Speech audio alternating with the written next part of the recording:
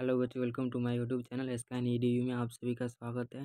तो बच्चों, आज हम लोग पढ़ने वाले हैं प्रतिबिंब के बारे में। तो प्रतिबिंब क्या होता है? तो प्रतिबिंब का जिसे हम इंग्लिश में इमेज भी कहते हैं।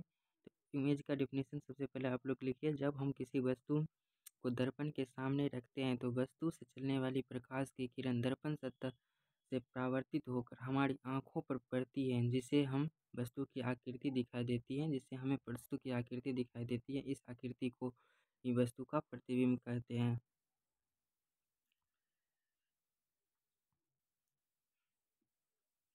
अब आप यहाँ पे देखिए, प्रतिबिंब दो प्रकार के होते हैं। प्रतिबिंब कितने प्रकार के होते हैं? प्रतिबिंब दो प्रकार के होते हैं। पहला वास्तविक प्रतिबिंब और दूसरा होता है काल्पनिक प्रतिबिंब। एक इम्पोर्टेंट पॉइंट आप लोग लिखिए, समतल दर्पण से प्रतिबिंब का निर्माण कैसे होता है। देखिए आप लोग, समतल दर्पण से प्रतिबिंब का निर्माण कैसे होता है।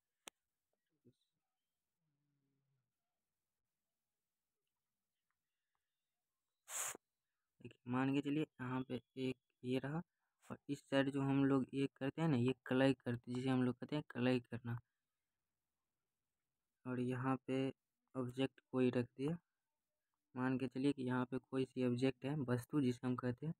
यहाँ से एक प्रकाश की किरण यहाँ पे निकलेगी, और एक प्रकाश किरण यहाँ से निकलेगी, और ये लंबत आ रही है प्रकाश की किरण। तो फिर से ये ऐसे ही क्या हो, वापस चले जाएगी, और एक प्रकाश की किरण यहाँ से ऐसे निकलेगी, और यहाँ से ये ऐसे होगा। कल हम लोगों ने पढ़ा था कि प्रकाश की किरण ऐसे, ये परावर्तन के नियम में पढ़ा था। ये और ये एंगल क्या होता है, दोनों बराबर होते हैं। तो आप देखिए कि ये दोनों प्रकाश की किरण कभी एक दूसरे को कट नहीं करेगी।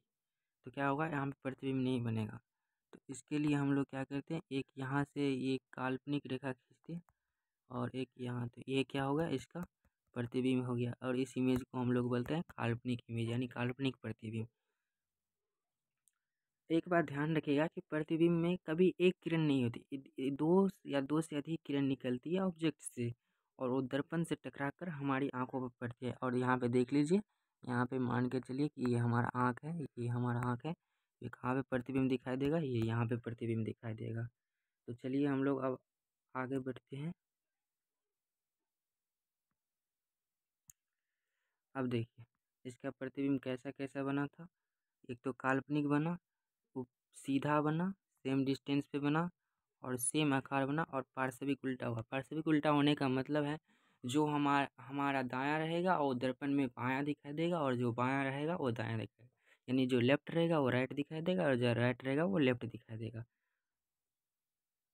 अब हमारा एक चीज़ और होते हैं, क्या, गोलीय दर्पण यानी कर्व्ड मिरर। कर्व्ड मिरर क्या होते हैं? दर्पण कई प्रकार के होते हैं। एक तो होता है समतल दर्पण, एक उत्तल, एक कर्व्ड मिरर कहते हैं, जिसे इसका दो दो भाग होते हैं, एक उत्तल और एक अवतल। तो देखिए, गोलीय दर्पण किसे कहते हैं? गोलीय दर्पण एक गोला का भाग होता है, किसी गोला का भाग होता है। मान के चलिए एक खोखला गोला है, इसको यहाँ से हमने और इसको यहाँ से हमने कट किया, तो क्या होगा, एक ये भाग बनेगा, एक ये भाग बनेगा, जिसको हम लोग बाहर से कलर करेंगे, और एक को हम मान के चलिए अंदर से कलर करते हैं। तो आगे चलते हैं कि इसका इफेक्ट हमें क्या मिलेगा। देखिए, गोलीय दर्पण का आप लोग पहले डिफिनेशन लिखिए। गोलीय दर्पण दर्पण वे दर्पण है जिसका परावर्तक सतह गोलीय का होता है, उसे क्या कहते हैं हम लोग? गोलीय दर्पण कहते हैं। गोलीय दर्पण दो प्रकार के होते हैं। गोलीय दर्पण कितने प्रकार के होते हैं, हमने बताया भी था। गोलीय दर्पण दो प्रकार के होते हैं, एक उत्तल दर्पण और एक क्या होता है, अवतल दर्पण। हमारा नेक्स्ट टॉपिक आता है, क्या, कि उत्तल दर्पण क्या होता है। तो उत्तल दर्पण जिस दर्पण का परावर्तक सतह बाहर की तरफ उभरा होता है, उसे हम लोग क्या कहते हैं, उत्तल दर्पण कहते हैं। ये देखिए, इस साइड के लिए नहीं क्या हुआ, तो ये क्या हो गया, ये होगा परावर्तक सतह। क्या हो गया, परावर्तक सतह।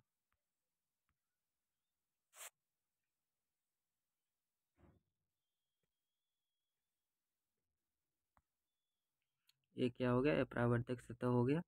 और इस साइड में यानी क्लय की गई होती है, इस साइड ये क्लय की गई है, ये क्या हो गया, परावर्तक सतह।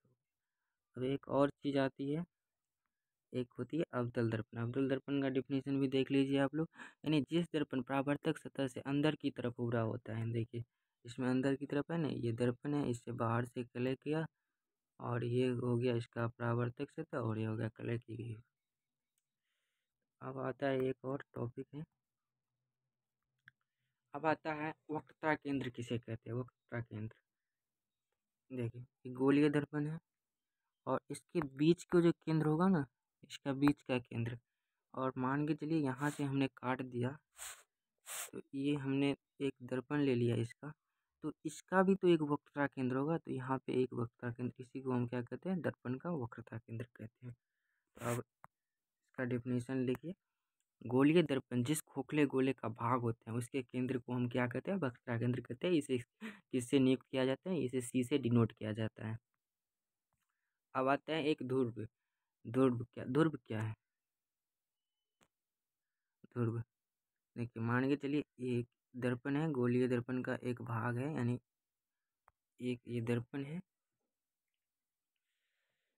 हमने एक अवतल दर्पण लिया और इसके मिड वाले पॉइंट, यानी दर्पण के मिड वाले पॉइंट को हम लोग क्या कहते हैं, पोल कहते हैं। पोल कहते हैं, क्या कहते हैं, पोल यानी ध्रुव कहते हैं। अब एक और टॉपिक हमारा आता है, मुख्य अक्ष या प्रधान किसे कहते हैं। ध्रुव तथा वक्रता केंद्र को मिलाने वाली रेखा को हम लोग क्या कहते हैं, ध्रुव कहते हैं। ध्रुव तथा वक्रता केंद्र को मिलाने वाली सरल रेखा को क्या कहते हैं हम लोग, मुख्य अक्ष या प्रधान अक्ष कहते हैं। यहाँ पे देखिए गलत हो गया है थोड़ा, यहाँ पे होगा मुख्य अक्ष या प्रधान, आप लोग लिख लीजिएगा, मुख्य अक्ष या क्या कहते हैं, प्रधान कहते हैं। देखिए यहाँ पे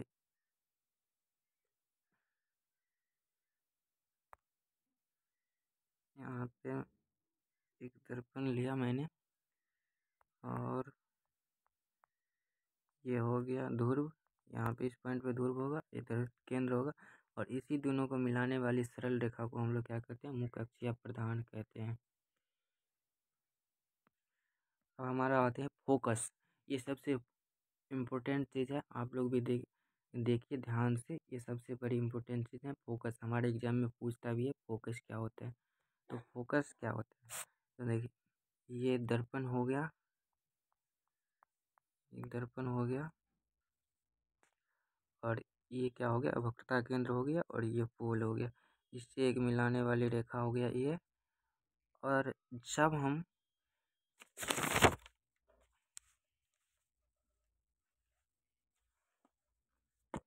मुख्य अक्ष के समांतर यानी प्रधान अक्ष के समांतर आने वाली प्रकाश की किरण को परावर्तन के बाद जिस बिंदु पर आकर मिलती है या मिलती हुई प्रतीत होती है उसे हम क्या कहते हैं, फोकस कहते हैं। तो इसका मतलब समझिए, जब हम किसी किरण को मुख्य अक्ष के समांतर डालेंगे तो क्या होगा, यहाँ से यहाँ रिटर्न होगा और ये जिस बिंदु पर मुख्य अक्ष के जिस बिंदु पर मिलती है या मिलती हुई प्रतीत होती है तो उसे हम क्या लगते हैं, फोकस कहते हैं। आप किसी भी से ले सकते हैं, यहाँ से भी ले सकते हैं, यहाँ पे ही आएगा, यहाँ से लेंगे यहाँ पे ही आएगा, मतलब ये क्या होगा, इसे फोकस कहते हैं और इसे क्या कहते हैं, कैपिटल एफ से डिनोट किया जाता है। अब हमारा आता है मुख्य, देखिए लिखा है ना, मुख्य अक्ष के समांतर आने वाली प्रकाश की किरण परावर्तन के बाद जिस बिंदु पर आकर मिलती है या मिलती हुई प्रतीत होती है उसे क्या कहते हैं, फोकस कहते हैं और इसे एफ से डिनोट किया जाता है, यानी कैपिटल एफ से इसे डिनोट किया जाता है। अब एक हमारा टॉपिक वक्रता त्रिज्या, तो ध्रुव तथा वक्रता केंद्र के बीच की दूरी को हम लोग क्या कहते हैं, वक्रता त्रिज्या कहते हैं, इसे आर से डिनोट किया जाता है। अब हमारा एक टॉपिक आता है फोकस दूरी। फोकस दूरी किसे कहते हैं, ध्रुव तथा फोकस के बीच की दूरी को हम लोग क्या कहते हैं, फोकस दूरी कहते हैं, इसे स्मॉल एफ से डिनोट किया जाता है। जैसे आप लोग देख सकते हैं, मान के चलिए ये क्या है, ये हो गया पोल, ये हो गया केंद्र और यहाँ से यहाँ पे ये फोकस हो गया, तो इसके और इसके जो बीच का डिस्टेंस होगा ना, ये क्या कहलाएगा, फोकस दूरी कहलाएगा, यानी एफ से पी का डिस्टेंस हमारा क्या कहलाएगा, फोकस दूरी कहलाएगा। और वक्रता त्रिज्या सी से पी के डिस्टेंस को हम लोग क्या कहेंगे, वक्रता त्रिज्या। तो आज हम लोग यहीं पे रखेंगे, कल देखेंगे नेक्स्ट टॉपिक।